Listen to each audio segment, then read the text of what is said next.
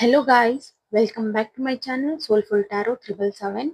ಇವತ್ತಿನ ಟಾಪಿಕ್ ಬಂದು no contact situation. ಯಾರೆಲ್ಲ ನೋ ಕಾಂಟ್ಯಾಕ್ಟ್ ಅಲ್ಲಿ ಇದ್ದೀರಾ, ಈ ರೀಡಿಂಗ್ ನಿಮಗೆ ಅನ್ವಯಿಸುತ್ತೆ.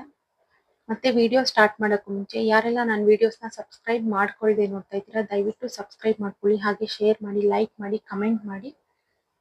ಮತ್ತೆ ರೆಸೊನೇಟ್ ಆದರೆ ಮಾತ್ರ ತಗೊಳ್ಳಿ, ಇಲ್ಲಾಂದ್ರೆ ಬಿಟ್ಬಿಡಿ. ಮತ್ತೆ ರೆಸೊನೇಟ್ ಆದರೆ ದಯವಿಟ್ಟು ನನಗೆ ಕಮೆಂಟ್ ಮಾಡಿ ತಿಳಿಸಿ ಗೈಸ್. ಯೂನಿವರ್ಸ್, ನನ್ನ ವ್ಯೂವರ್ಸ್ ಅವರ ನೋ ಕಾಂಟ್ಯಾಕ್ಟ್ ಸಿಚುವೇಶನ್ ನಲ್ಲಿ ಏನ್ ನಡೀತಿದೆ ಅಂತ ತಿಳಿಸ್ಕೊಳ್ಳಿ. No contact situation.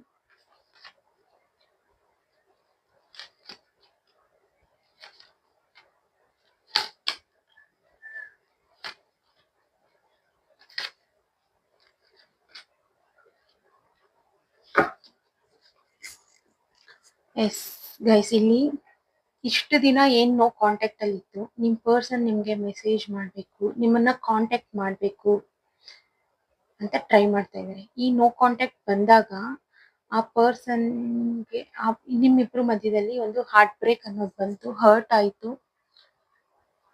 But no contact ಯಾಕಾಯ್ತು, ಮಾಡಿರೋ ಪರ್ಸನ್ ಗೊತ್ತು ಅಥವಾ ನಿಮಗ್ ಗೊತ್ತು.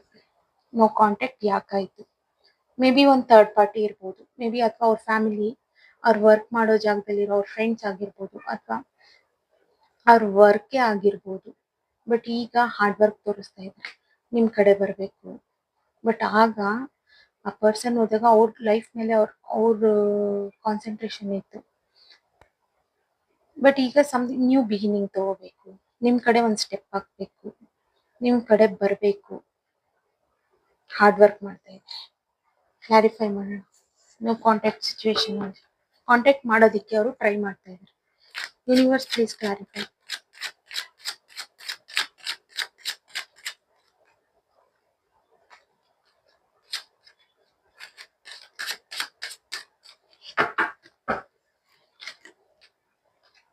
ಎಸ್, ಮುಂಚೆ ನೋ ಕಾಂಟ್ಯಾಕ್ಟ್ ಆಗೋಕ್ಕೂ ಮುಂಚೆ ಈಕ್ವಲ್ ಗಿವ್ ಅಂಡ್ ಟೇಕ್ ಅನ್ನೋದಿರಲಿಲ್ಲ.